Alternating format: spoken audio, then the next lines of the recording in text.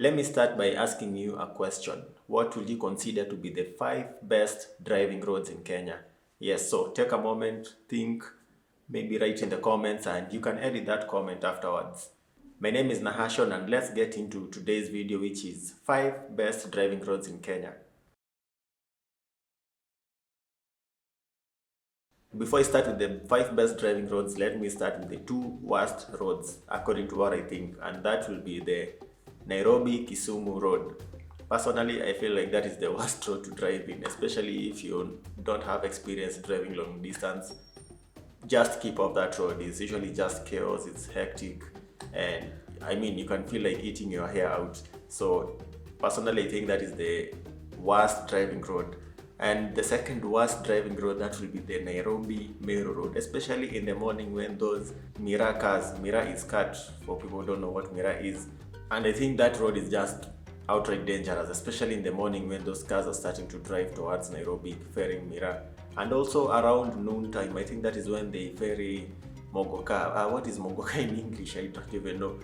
But I think also that time it's very dangerous in the noon time. But those mostly come from Embu, not Meru, right? So from Embu coming to Nairobi, but it's the same route. So I think that is the second worst road. So the first worst road is the Nairobi Kisumu road. Stay away from it. It's very stressful. If you can use something else, or if you can have someone else driving, it will save you the stress. And then the Nairobi Meru route. But anyway, do you agree with that? Let's go to the 5 best driving roads. Number 1. So for the best driving roads, number 1, that will be the Nairobi Namanga road. And this road is very good for beginners because it's not that busy, and also it's a very scenic route.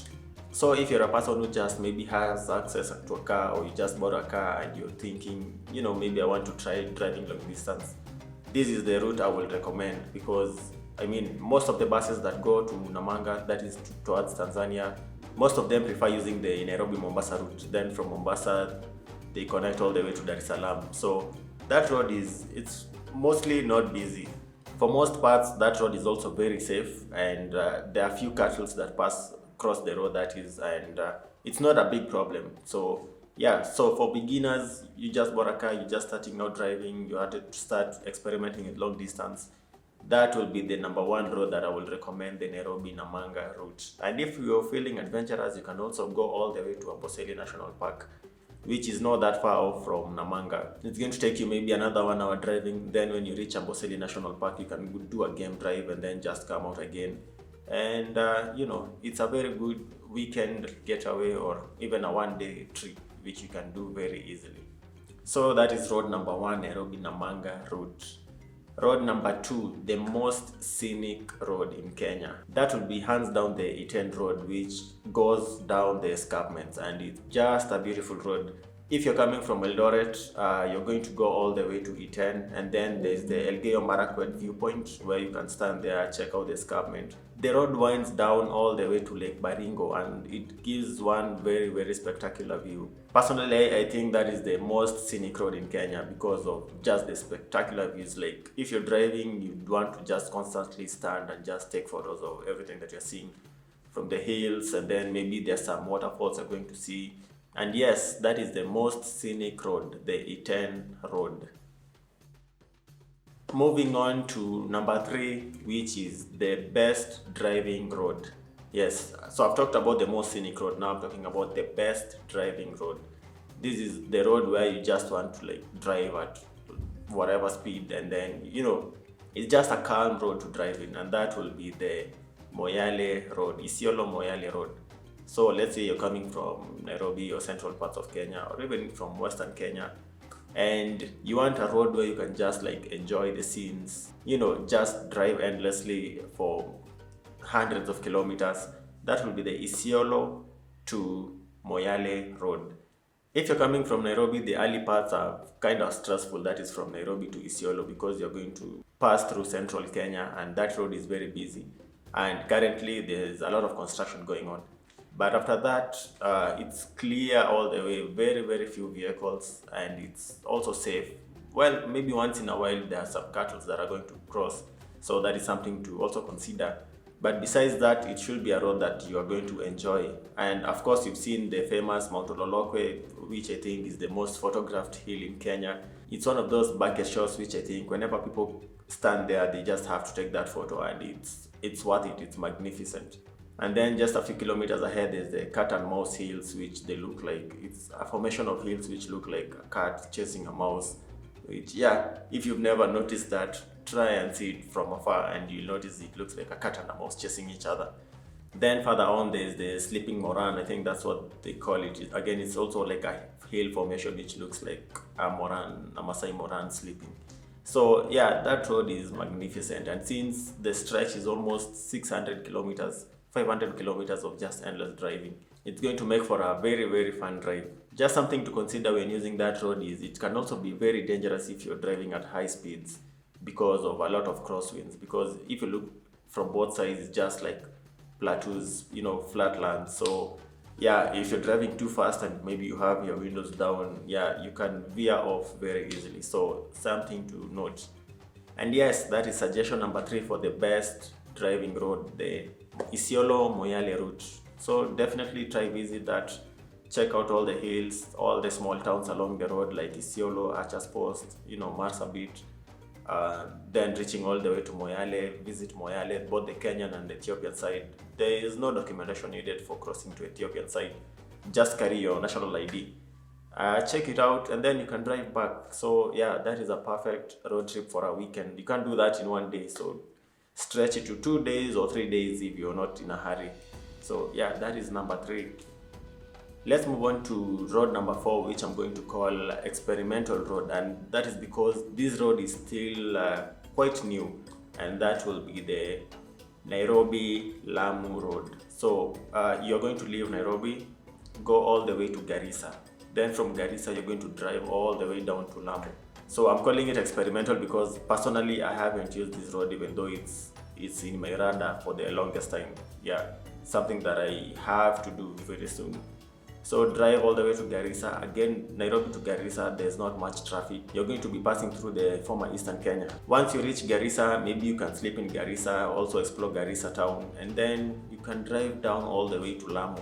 Once you reach Lamu, you can find a spot. There are places where people park their cars because Lamu itself is an island, so you can park your car somewhere securely. There are people who do that. It's like a business that happens there. So they're going to guard your car for whatever period you are in Lamu.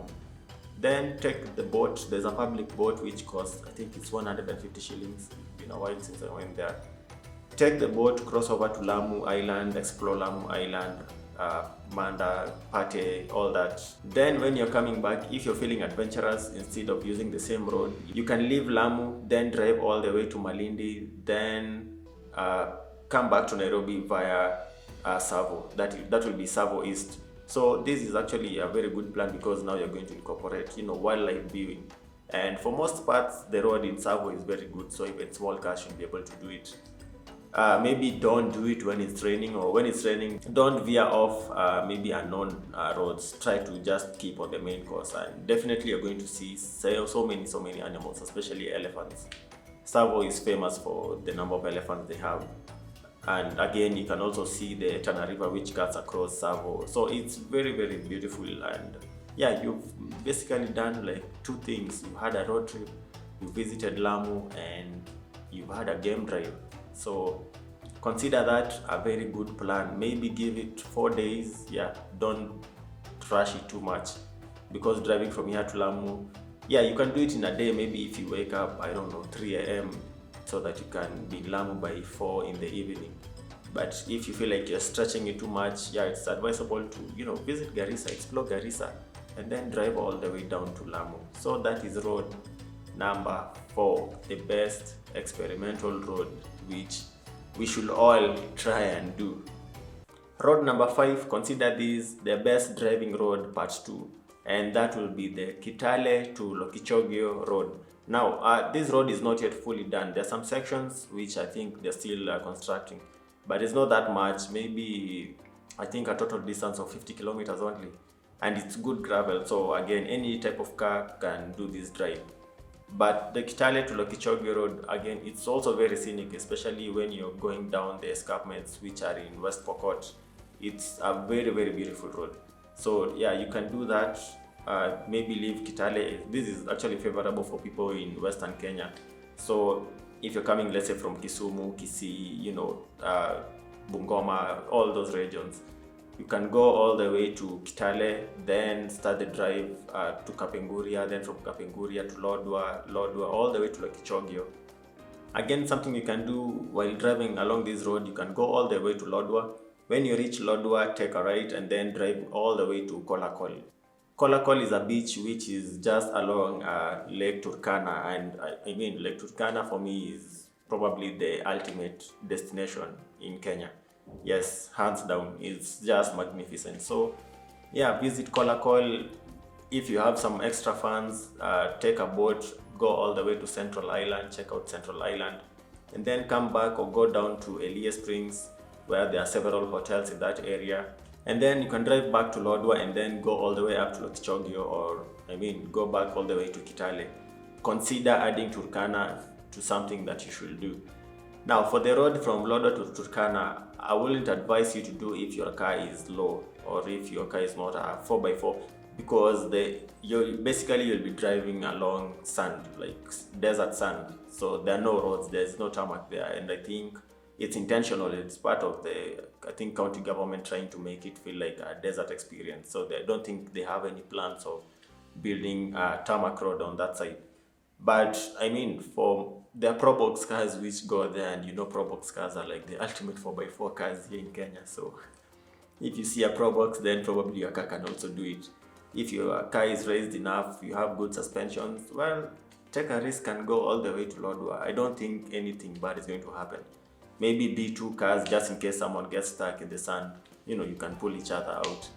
But yeah, that I would consider to be the second best driving road. One of those roads where you just feel like, I want to just do like a proper road trip. So consider that. Idea number 5 for the best driving road, part B. That will be the Kitale to Lokichokia road, passing through all those towns heading north. And unfortunately, I don't know about the border of Sudan. Right now, I think it's a bit risky. So maybe just try when you reach Lokichokia to consult if you can cross over to Sudan. That is South Sudan. But if not, well, it's still a worthy road trip. Idea number 6, and I think this is for the adventurers out there, but mostly if you have a 4x4 car, don't do this with a small car, because it's very risky. And this will be this road is not even defined, because it's like a loop that I'm going to suggest you do. That is, leave Nairobi, go all the way to Namanga, then from Namanga cross over to Amboseli National Park. Then in Amboseli National Park, you're going to exit with the gate which is towards Taita Taveta. Then from there, go all the way down to Lake Chala. Now the road to Lake Chala, it's not that good. Then from Lake Chala, again, you can go all the way down to Lake Jipe. So basically, you're going to see 2 lakes. That is Lake Chala, which is at the border with Tanzania. Then there's Lake Jipe, which again is also at the border with Tanzania. Then when you reach Lake Jipe, actually Lake Jipe stretches inside Tsavo West National Park. So beautiful animals there, like you're going to see so many elephants. Maybe if you're lucky, that time they're going to drink water. So you're going to see so many elephants and other animals at that time. Maybe let's say in the noon time. So yeah, when you reach Tsavo West National Park, again drive to Tsavo West National Park, then go all the way towards Voi. Then when you reach Voi, you can go back to Nairobi, or again, if you want to extend the trip, you can enter Tsavo East National Park via Voi. When you enter Tsavo East National Park, again, you can do a game drive in Tsavo East National Park, then drive down all the way to Malindi. Then from Malindi, go all the way to Lamu. The road is fine. I don't know why people keep saying that road is like hectic. I don't know. Personally, I think that road is fine. There are so many checkpoints, military checkpoints, of course, because of some insecurity issues, but for most parts, it'll be perfectly okay. So drive all the way to Lamu. When you reach Lamu, enjoy Lamu, visit Lamu, the island, again, explore the Lamu island. Then come back to the mainland and then drive up all the way to Garissa. Then when you reach Garissa, explore Garissa again. If you're feeling confident enough, You can drive all the way to Wajir. Yes, explore these places. I mean, don't just listen to the stories that you keep hearing about the roads being dangerous. The road to Wajir is okay for like half of it is okay. Then the other half is like driving along a desert. So it's yeah, not the best to drive when it's raining. But if the weather is fine, drive all the way to Wajir. Check out Wajir town. After that, again, drive back to Garissa, or you can use the Wajir Isiolo road. So drive all the way to Isiolo, check out Isiolo, then come back down to Nairobi or your original destination. So for me, that I'm going to call the, I don't know even how to name it. Let me just say it, the ultimate road trip, because with this, you're going to have done so many things in one go. So yeah, another quick idea of what driving roads you can take. Yeah, so that has been it for this quick video, which is actually long. I've been talking for 26 minutes. Yeah, do those road trips, the 5 best driving roads, and then one bonus road for those who are feeling adventurous. If you do those road trips, please go to the comment section, tell people your experience about it. Also reach out on Instagram, and I'm also launching a membership Telegram channel where you can join and get to be updated about upcoming videos like this, get to see the behind the scenes and pretty much everything that will be going on or that is going on. For example, I'll be launching a Ninaform magazine very soon, so be on the lookout for that. Yeah, and that has been it. See you in the next video very soon.